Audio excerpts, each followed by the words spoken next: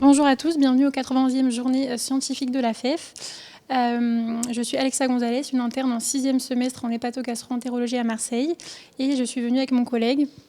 Moi, je suis Louis Carmarance, je suis interne en 4e semestre à Marseille également, et on va vous présenter les effets indésirables sur le foie, les effets indésirables hépatiques des checkpoint inhibitors dans le cadre des traitements oncologiques. Donc c'est une présentation qui a eu lieu ce matin par le docteur Demartin, qui travaille à l'hôpital de Paul Brousse à Villejuif, qui nous a beaucoup intéressés. C'est pour ça qu'on va vous faire un résumé aujourd'hui. Donc Louis, est-ce que tu peux nous dire quelques généralités sur la tolérance de l'immunothérapie dans les cancers ? Alors l'immunothérapie, elle prend aujourd'hui une place de premier plan pour toutes les thérapies. Ça a commencé initialement pour le mélanome. Aujourd'hui, ça s'est élargi pulmonaire, digestif. On retrouve les immunothérapies partout. Ensuite, la tolérance dépend du patient, de son âge, mais aussi de s'il est utilisé en combothérapie ou en monothérapie. On retrouve jusqu'à 25% d'effets indésirables dans les combothérapies et jusqu'à 5% d'hépatopathies immuno-induites en cas de combothérapie. Donc une tolérance qui n'est pas toujours bonne. D'accord, très bien. Est-ce qu'il existe des classifications qui nous permettent de connaître un peu la gravité, notamment pour aujourd'hui de l'atteinte hépatique immuno-induite, qui nous intéresse particulièrement ?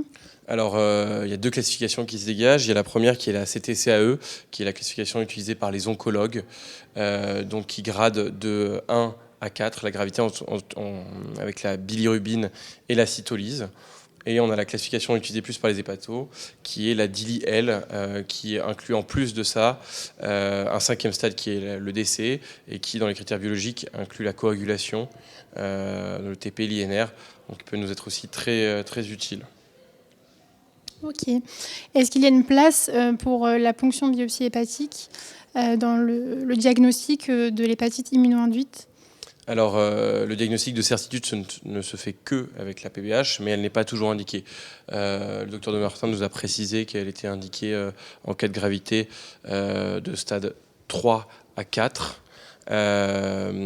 Et on pourra démarrer le traitement sans attendre les résultats de la biopsie. D'accord. Et est-ce qu'il y a d'autres examens à faire avant de se jeter sur le diagnostic de l'hépatite immuno-induite ? Oui, bien sûr.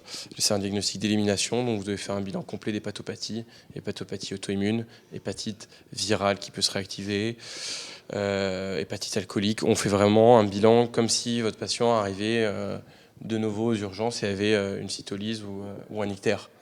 Donc c'est vraiment un diagnostic d'élimination.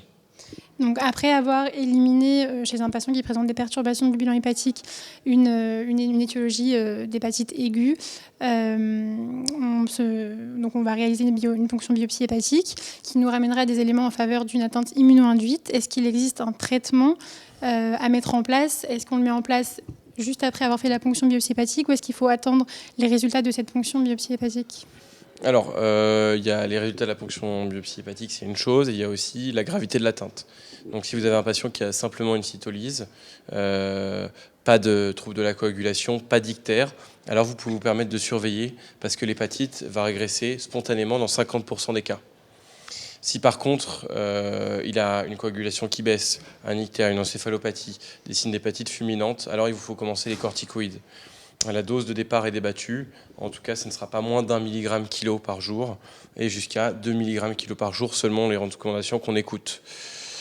Donc ça va être vraiment le traitement de première intention. Si votre patient est grave, il ne faut pas attendre que l'anapathe vous rende la lecture de la ponction biopsie parce qu'on sait que si on attend trop, on grève le pronostic du patient.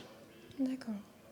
Est-ce qu'il y a d'autres traitements par exemple, en première intention, donc on commence les corticoïdes. Est-ce que, combien de temps on va attendre pour attendre une réponse biologique aux corticoïdes ? Est-ce qu'il y a des traitements de deuxième ligne, voire troisième ? Alors, les durées qu'on se donne, c'est pour vraiment voir si ça stagne ou si ça s'améliore, il faut attendre au minimum 7 à 10 jours. Ça, on peut pas attendre moins que ça, sauf si, bien sûr, le patient s'aggrave de façon rapide et forte. Donc là, il faudra passer au mycophénolate mofétyle. Si par contre, là encore, c'est un échec, il nous reste la possibilité du tacrolimus, même si là, les preuves dans la littérature sont de plus en plus rares. Et en dernière intention, mais il n'y a que quelques centres qui le font, c'est la plasmaphérèse. Mais là, on vous conseille d'appeler le docteur Demartin avant de vous lancer là-dedans. Voilà. Ok. Et est-ce que c'est possible de reprendre l'immunothérapie après un tel épisode? Alors, si vous avez un grade 2 ou un grade 3, alors vous pourrez reprendre une fois que vous passez à un grade 1 ou moins. Et en cas de grade 4, alors là, c'est débattu. De toute façon, la décision doit être prise en réunion pluridisciplinaire et c'est pas une décision qu'on prend seul. D'accord. Bon, on espère que ce petit résumé de cette présentation vous a plu. Et on remercie le réseau AFF Jeunes de nous avoir permis d'assister à ce congrès. Ouais, merci beaucoup. Au revoir. Au revoir.